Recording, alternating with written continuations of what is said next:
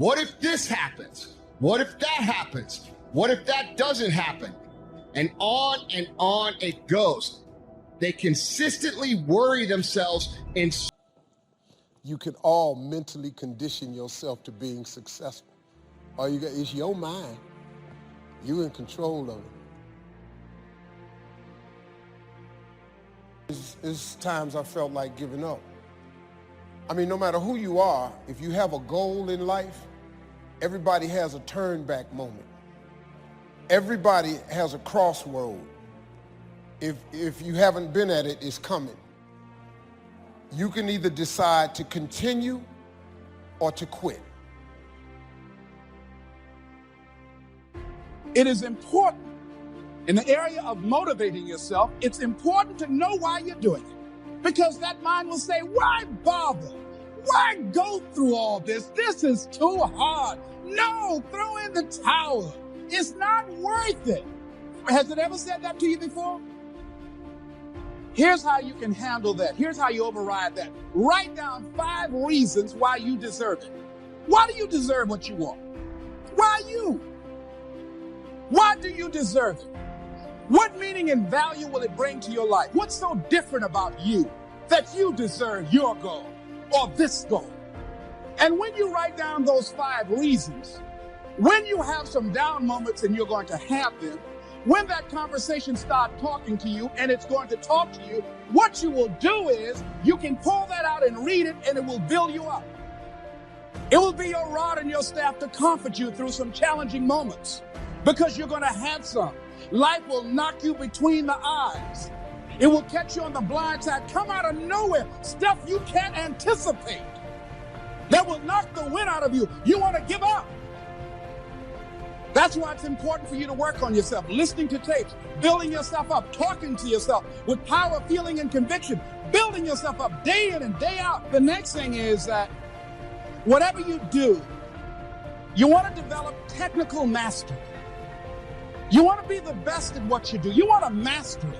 See, part of self-motivation is you've got to find something that gives you a strong sense of competence. Well, you become known for that. You develop a reputation of being good at doing that.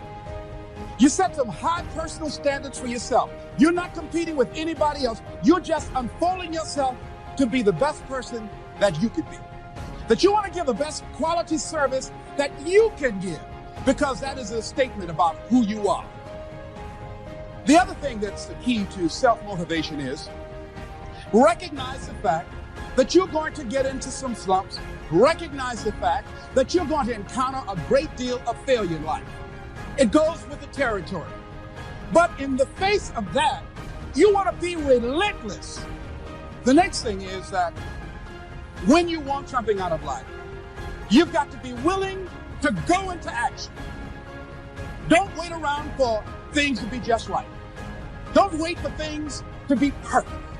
Don't wait for the ideal situation. It will never be ideal.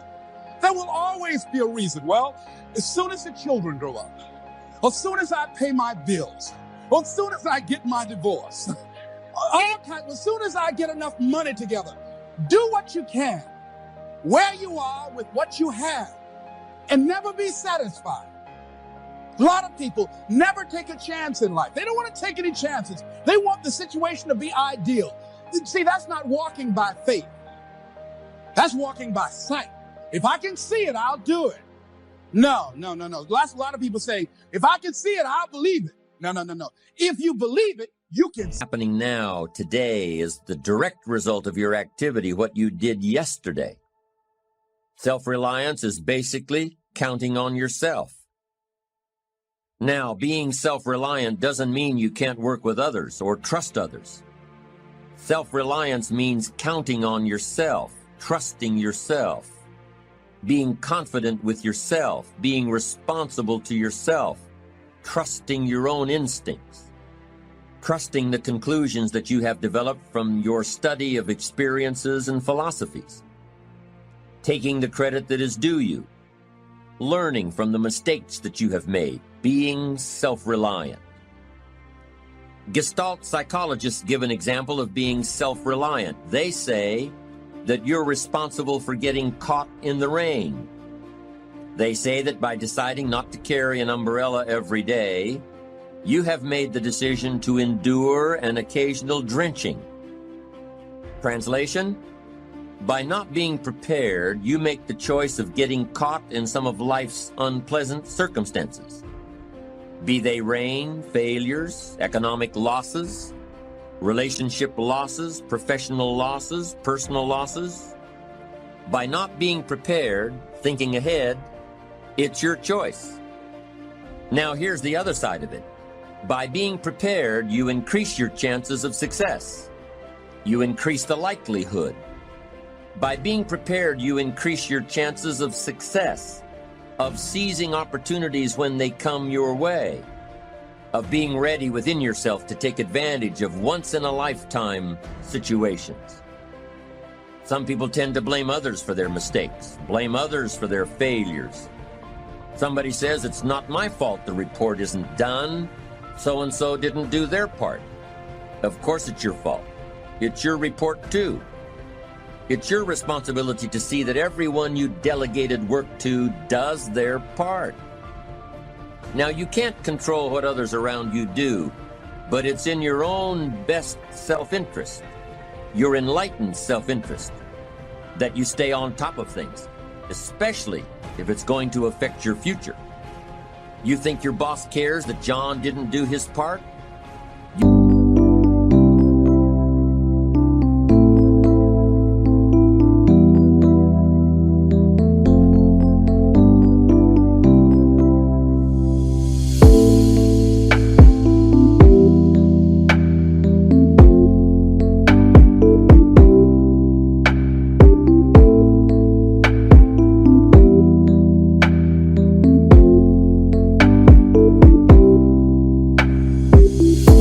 Think he sees John as the bad guy? Of course not. All he sees is that the report isn't done. Bottom line. Be responsible for the things that affect you. You can make sure you're more responsible by checking in with those people who are working with you, the people who make up your team. You can be more responsible by saying, hey John, how are you doing with your part? Do you need some help? Can we put somebody else in here to help you finish? Now, if John consistently doesn't handle his part, you've got to replace John. If he isn't doing his share, you've got to find somebody that will. Or what? It will negatively affect you. You can't wake up in the morning that the project is due hoping and wishing that John has done his part. No, you've got to be responsible because it's going to affect your career too. Now, my approach to my better future very early on in my career was to just go through the day with my fingers crossed. And I used to say something like, I sure hope things will change for the better. Then here's what I found out. They're not going to change. Somebody says, well then, how will my life ever change? Answer, when you change. When you change, when you get better, it'll get better. If you change, it'll all change. Don't put it on someone else. Hope that someone else will change it for you. Take responsibility for yourself. Take personal responsibility. Money with that body, the more repetitive it is that you place yourself in those things, those places, and those situations, the more your brain becomes familiar with it, the more it gravitates towards it. You can't think about it once. It's the repetition over and over again. Your brain begins to think, oh, I belong here. We belong here. You actually eventually convince yourself literally that you belong in your dreams by the repetitive and specific thinking and visions of them over and over again. And don't be disturbed because no one else can see it. That's not unusual. That is ordinary. But because you want some different kind of results in your life, you've got to be willing to be unreasonable. If you want unreasonable results in your life, you've got to be willing to be unreasonable. Part of being unreasonable, you don't judge according to appearances. Part of being unreasonable, you can see it because you believe it. Most people won't do that. One of the keys to self-motivation that empowers you is that you want to find a cause larger than yourself. Find something that you can contribute to. Find something that you can make a difference because you can. Part of what feeds your larger vision, part of what gives you a reason for being, part of what gives you your life is being able to give something back. Say, I can't afford to give anything. You can't afford not to give. Give your time. I don't know exactly what I'm going to do, but I'm going over there. It's part of my tithing in the universe. Once you develop that special sense of mission, and that's what you develop when you're part of a larger cause than yourself, it drives you. You don't need an alarm clock to get up in the morning. You have special power. You go places and folk will like to be around you. They will know there's something different about you. When you go in,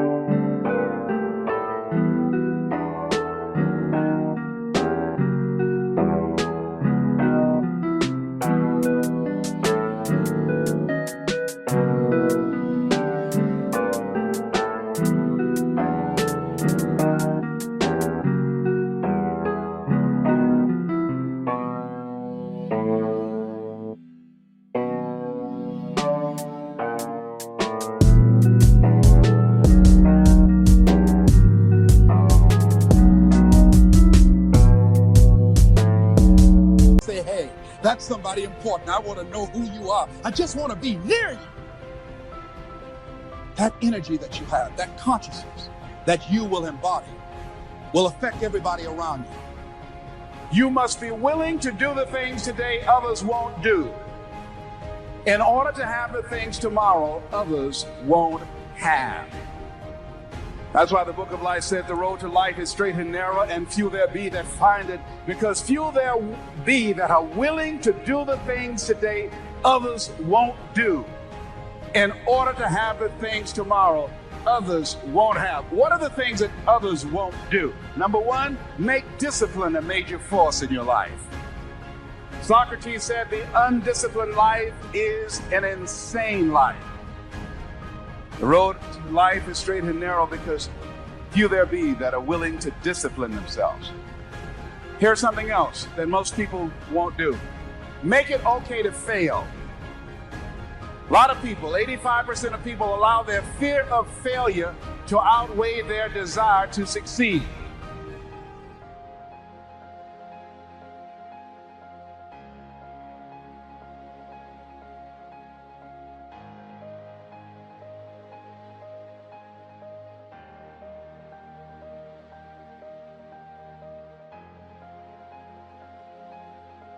Credit goes to our awesome patrons who make videos like this one possible. Consider joining them to support our work.